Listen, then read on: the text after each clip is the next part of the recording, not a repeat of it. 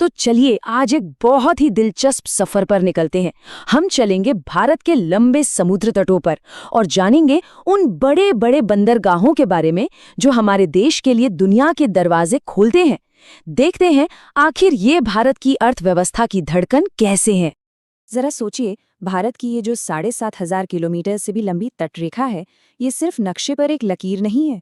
असल में ये व्यापार का, संस्कृति का एक बहुत बड़ा रास्ता है। एक तरह से कहें तो ये हमारे देश की जीवन रेखा है। तो फिर देर किस बात की, अपनी इस समुद्री यात्रा की शुरुआत करते हैं। और हम शुरू करेंगे पश्चिम की ओर से, गुजरात से, वो राज्य जिसकी तट रेखा भारत में सबसे लंबी है। हमारा पहला स्टॉप है कांडला, जिसे अब दीनदयाल पोर्ट के नाम से भी जाना जाता है।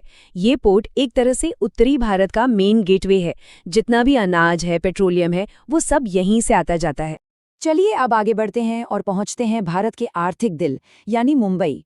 यहाँ का मुंबई पोर्ट देश के सबसे पुराने और सबसे व्यस्त बंदरगाहों में से एक है। सदियों से ये व्यापार का एक बड़ा सेंटर रहा है। और हाँ, मुंबई पोर्ट की ठीक पड़ोस में ही इंजीनियरिंग का एक मॉडर्न नमूना है, जवाहरलाल नेहरू पोर्ट, जिसे हम सब शॉर्ट में जेएनपीटी कहते हैं। अंदाजा लगाइए, भारत में जितने भी बड़े बड़े कंटेनर आते जाते हैं ना, उनमें से ज्यादातर यही जेएनपीटी से होकर गुजरते हैं। ये बात जेएनपीटी को भारत के इंटरनेशनल ट्रेड का एक असली पावर हाउस बना देती है। अब हमारा जहाज मुड़ता है गोवा के खूबसूरत किनारों की तरफ। गोवा सिर्फ अपने बीचेस के लिए ही नहीं, बल्कि मर्मुगांव पोर्ट के लिए भी बहुत फेमस है। यहाँ से भारी मात्रा में लौह अयस्क यानी कि आयरन ओर एक्सपोर्ट होता है। चलिए, गोवा से आगे बढ़ते हुए हम पहुंच गए हैं कर्नाटक। यहाँ है न्यू मंगलुरु पोर्ट, जो कॉफी, काजू और पेट्रोलियम प्रोडक्ट्स जैसी जरूरी चीजों के एक्सपोर्ट के लिए एक बहुत ही महत्वपूर्ण गेटवे है।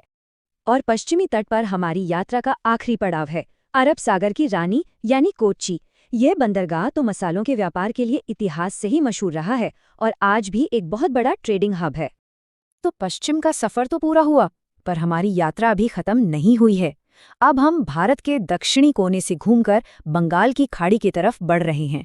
पूर्वी तट के बंदरगाहों की भी अपनी अलग ही कहानियां हैं। पूर्वी तट पर हम सबसे पहले रुकते हैं तमिलनाडु में, जहां एक नहीं बल्कि दो बड़े बंदरगाह हैं। एक है चेन्नई पोर्ट, जो खासकर गाड़ियों के एक्सपोर्ट के लिए जाना जाता है, और दूसरा है एन्नूर पोर्ट, जिसे कामराजा पोर्ट भी कहते हैं, जहां से मुख्य रूप से कोयले की हैंडलिंग होती है। अब थोड़ा और उत्तर की ओर चलते हैं और पहुंचते हैं आंध्र प्रदेश के विशाखापत्तनम बंदरगाह पर। इसकी खास बात यह है कि ये एक नेचुरल, गहरे पानी वाला बंदरगाह है। इसका मतलब है कि यहाँ बड़े से बड़े जहाज भी आसानी से आ सकते हैं। हमारा अगला